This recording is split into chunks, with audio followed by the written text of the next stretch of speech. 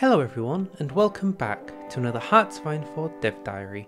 This week we're talking about modding, although I feel like there's a lot more going on here than modding, and some of it could be really impactful to the future of the game. They called it modding, but yeah, there's much more going on than modding here. So without pausing anymore, let's get straight into it.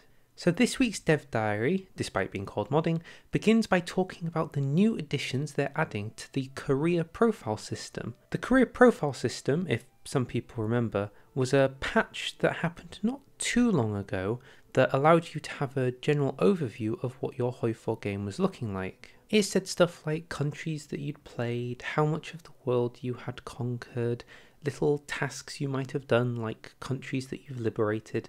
It was all sort of in this career profile that you had at the entrance screen. Well, with the new change, they're introducing a playthrough overview. So, when By Blood Alone is released, every player will find their current playthrough in-game with an overview telling them the things they have achieved to that particular playthrough of that game. Having a close look, we can see here we're playing as Germany, it's 1940, and through the playthrough overview we get to see some stats including how many years it's been in the game, how many hours you've played of the game, some of the battles there's been, and really cool, the world conquered percentage. So now in-game you have a way of ticking how much sort of percentage of the world you've conquered as a goal to achieve to, which could be interesting if they were going to make achievements or goals that was like, I don't know, if you wanted to own half of the world, you now have a metric to check how much of the world you have conquered to see if you've achieved that goal or not. There are multiple tabs here, of course, for different achievements, so it's not just the screen we see here. Because they're going through and changing the career profile, they're also making new stats for you to look at. So it won't just be the old ones, but some new ones to look at too. Things including the amount of offensive and defensive battles, the amount of encircled divisions, which I feel the game does enjoy getting a good encirclement with the tanks going around and making sure you get some good numbers on the casualty score. So I think that one's going to be an appreciated stat. They do mention that if you have more suggestions for good metrics to keep check of in the playthrough overview, you should go into the comments section of this dev diary and go tell them. So if there's a stat that you think would be cool to keep an eye on, you should go there and tell them. The link to this dev diary is in the description. So having a quick look again with a zoom in, we see that in this Germany playthrough on the second screen, we also see the amount of years you've been at war. And I quite like the provinces gained and provinces lost to know kind of how well you're doing in terms of the pushing and receiving end of winning wars. This could actually be a useful thing to check if you want a more solid account of how the victory is progressing, because as of right now, I'm not sure there's anything else other than the war score in the the capitulation screen. And you see how much of the enemy country has got the red bar completed towards capitulation, and generally just how much war participation. But now you have another number that you can look at and be like, yep, that's what I did. I gained 223 provinces. I'm doing good. Next up, we've got changes towards the general career profile, which is going to allow you to see your stats for modded games. So now within the system, they're going to be tracking modded games. They are going to be separate to base games, so don't think you can cheat your way into achieving mega stats in the base game. They will be separate, but it does mean that things you achieve in certain mods can be tracked more closely, and there'll be much more to come from this going forward. Okay, so this could be very cool. When I was talking about the direction that Hoi could have going forward, I think this one stands out to me. Awards. So awards and medals, ribbons, are a new kind of in-game achievement that doesn't require you to play in Iron Man, and they can be achieved across many different campaigns. That means including modded campaigns, and will give you tons of new challenges to go for. So here we see on the awards screen, we have 3 tiers for these medals. Bronze, silver and gold. bronze typically being relatively achievable, with each increasing tier seeming more and more unlikely, with the hope that the gold tiers are certainly the most difficult to achieve. All in all, just looking at some of the awards we can see here, I don't think any of them are too dramatic. I mean, we see the paradropping one, and I feel like, well, it says the minimum division size has to be 5 battalions, but if you're playing as Germany, I don't think it's too difficult to get a really big sized army, and allowing that to give you the special forces division limit to be able to get 12 divisions worth of 5 battalion paratroopers, and maybe drop into somewhere in the Soviet Union, because God knows they never have enough of an air force to defeat you. So yeah, all in all, these particular awards don't look too difficult, but I can imagine some of them being pretty nails if they really wanted to. And as said, as well as medals, there are also ribbons. So while the medals had tiers of bronze, silver and gold, the ribbons are just you achieve it, and if you achieve it, that's done. And these are also in some parts quite difficult, and some of them could be easier. So we see successfully attack and control an area with a level 10 fort. So I guess that's going toe to toe with Czechoslovakia and seeing who comes out on top. I also see in the bottom left we have the Guns of August. Have 15 concurrent battles supported by a railway gun bombardment. I think that's going to be a pushing into the Soviet Union kind of ribbon, where you need to very strategically place one of your railway guns in a tile where you've got enough divisions facing into enough tiles that you can get 15 battles all going on at the same time with the railway gun. That one could be quite interesting. I also think it just gives a lot of new scope for players to achieve things, because these career profile awards are not mod specific, so these ones are actually going to have to be achieved in the more difficult sense of the way, but the system itself can be modded, which we'll get into later. And just to clarify what I said at the end there, the dev diary talks about how these systems, while these are separate, there will be the ability to create modded awards for any mod developers that want to create their own challenges that people can strive towards. Okay, next up, profile customization. I told you it was interesting that this dev diary was called modding, when I feel like so much of it is to do with effectively an entirely new achievement system in-game. But all of it is to some degree mod capable, so I guess it is about modding. But yeah, I don't know, this is really about a new profile and achievement system. So, with all of these medals and ribbons you're going to be unlocking, you might have noticed that you're getting some career points, with Mikhail here getting 600 career points for what he's done. With those points, you'll be able to purchase, I guess, with the in-game career points currency, different icons, profile pictures, that you can use on the front of your career profile picture. They describe that some pictures are only unlocked after you get 1 or 2 medals, but others will be available only to players who dedicate a substantial amount of effort to getting gold medals.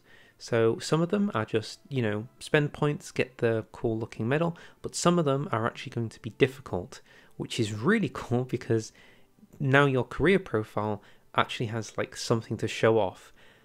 If I was to make a recommendation for this section, I would have it so that yes, you can have like your profile picture, but maybe next to you, you could have like 5 medals or like profile medals that you've unlocked, maybe the awards like ribbons, so that on your profile picture, you can like choose 5 awards that you've unlocked to be like, yeah, I got that one. I got that really difficult award. And it's kind of like a show of how good you are, or how much of your life you've wasted. I guess it's really a matter of perspective. But alas, you might be saying to yourself, who cares if I've got this career profile system? Who's going to look at it? It's not like the Steam achievement system where somebody can look on your Steam profile and see the achievements you've got. Ah, but there's more, because now they're adding friends. Hoi4 will have a friends list in the game, so you can see your friends window, and that will apply to both Steam and Xbox as a shortcut to view other people's career profiles, but I think you will be able to add friends through the game. I think that is the implication here. So the long and short of it is, now we have not just the means to achieve these new challenges that we're all going to be striving towards, but also we have the friends list and profiles that we can look at each other to see how good everyone is at the game. Of course, if you're feeling shy and awkward, you can always stick your profile on private so people don't get to see. But yeah, I mean, in total, I hope this shows that there is a real potential for this to be an entirely new angle to the game, for like a new form of achievement hunters in-game. I'm really thinking of something like World of Warcraft, where you have this massive book of achievements that you're really just doing it so you can get the most difficult achievements, just to show off that you've got them, and everybody in your friends list can see that you've achieved them, and it's kind of like bragging rights. And I never thought that Hoi 4 could have a system like this, but there it is. We're looking at it. Ribbons, medals, career profile awards, career portrait profiles, and a friends list. It's all here. So the TLDR they stick at the end is that all of these features are coming together. They will be released with the Avalanche update, so I think it's saying it's all going to be free. I don't think it's going to be an addition of the DLC. I think it's just going to be an update for the game. And they say that the career profile is just starting here because they plan to add more awards, stats, things to customize, depending on the feedback. So yeah, go add your feedback again in the dev diary that's listed in the description. And yeah, you should mention if you support my idea that I think sticking like 5 of your best achievements that you've gone for in that little profile, just to be like, these are my top 5, look at them. I think that's a really good way of doing it. So one of the new features they're adding is a system to support custom achievements, supported by the mechanics of Hoi 4 itself. The features will allow mods to have their own achievements, to display them and their completion status in-game, so there won't be any weird mechanical requirements. It's all held in-game, and to save them. So once you've completed them in one of your playthroughs, it's not going to be the case that when you like restart the game, it hasn't saved your progress. Once you've done it, it's saved, it's done, you have achieved it, and that will be on your profile as long as you want it to be. They do, however, describe that it comes with some hard limitations, so they won't be displayed on Steam because they're not Steam compatible achievements, they're like just random modded things, and there's no way to know the completion rate among players. So that's to say that they won't be able to like keep count of the metrics of which players have completed which achievements for which mods, because that information, I guess, is stored per player per mod in some regards, as opposed to everything that they've put into the game. They have got it stored in a different sense. So as we see here, we get a look at the playthrough overview and the awards, and we see how they've designed a system for the overachiever, which has different types of icons, ribbons, and I suppose medals if you want to, that you can stick in to make your own custom achievements / awards for particular playthroughs, which again I suppose will be stored in some custom career profile. Looking at the system, it doesn't look to be too dramatically complicated. Maybe I'm going to eat my own words with that, but it does kind of, I don't know, fill me with inspiration that maybe I should make my own list of achievements to complete for the game. Maybe. I'll think about it. As a final note on this, they say that these achievements are being earned and stored in the game's mod set. So if you modify the mod set, you should be able to clear achievements. Perhaps you've got like a, I don't know, maybe you did the pony mod, and maybe somebody saw on your profile that you've got the pony mod achievements, so maybe you should clear it before too many questions are asked. But if you did want to do that, there should be a method for you to clear them if for whatever reason you want to. But if you don't and it remains constant, your achievements should be persistent to those mods. Right, deep breaths. I think we're past the halfway point now, see if you're still with us. So let's talk about unit medals and units. So as we saw recently, we talked about how there are going to be medals and history assigned to units. So things like taking capital cities or participating in different battles would all be logged, and certain units that are really excelling, you have the option to give them medals relating to things they've done, even countries having certain unique medals they can give you, so the Germans having the Iron Cross, for example. This dev diary describes that these medals are also very, very moddable, and the modifiers themselves can be changed and applied via medals, so you can do some pretty interesting things within the scopes of the modifiers they've created. Inside the medal file themselves, they show that they've added a list of options for the different things you could mod your medals to do, for things you want the specific units to have buffs in, and they say that the list is open to future suggestions. So if you think there's a medal you would give a unit that would give it an interesting buff depending on something it's done, that's the place you'd want to go recommend it. Maybe I'm blind, but one thing I'm not seeing here is speed. Like division speed? Maybe I just can't see it. But if I was to add one, I'd imagine, like, I don't know, maybe your units are particularly good at encircling, or maybe they are faster at, like, what's it called? Overrunning. I just remembered the word. Maybe they're faster at overrunning units, and if they do enough overruns, I could imagine, because they're so good at it, the units themselves would get even faster, so because they're like proficient at like chasing down enemies, whether that's in vehicles or just on foot or horses or whatever. So yeah, I'm surprised that's not there, but maybe I'm just blind and can't see it. So because modding with units is new to the Avalanche update, they've listed here all of the new script they've added for things you can interact with units. Of course, this is only limited currently to units, so I'm guessing that doesn't mean individual ships and individual planes or plane units. So this is just for the land-based units themselves. But all in all, there's some interesting stuff you can do here. Like add history entry. I see that one. So maybe you could do maybe like a decision or a focus where you could make a unit do something literally through this script and then add history to that unit. So you're kind of not only building up the nation, but units can actually have interactions, which is interesting when you think that some units in the game can't be deleted. You know, like NKVD in the Soviet Union, you can imagine a situation where the NKVD is like screwing you over and they're like getting bad history as they're trying to build up and do things in your own country. Oh no. Next up, they talk about the balance of power. I won't go into this too deeply because it's generally just telling you that there's a lot of like capability within the balance of power and how it kind of goes back and forth in its tug of war, and depending on where it is you can get different modifiers, abilities. I guess you could use it to like unlock things. There's a lot of potential that you can do with the balance of power, and this section of the dev diary just talks about different things it's describing that you could do. Okay, heading towards the end now, we reach Peace Conferences, where they continue talking about modding in the form of how now Peace Conferences are going to be, hopefully, a lot easier to modify, with specific actions relating to Peace Conferences having much more influence just through you writing a small bit of code.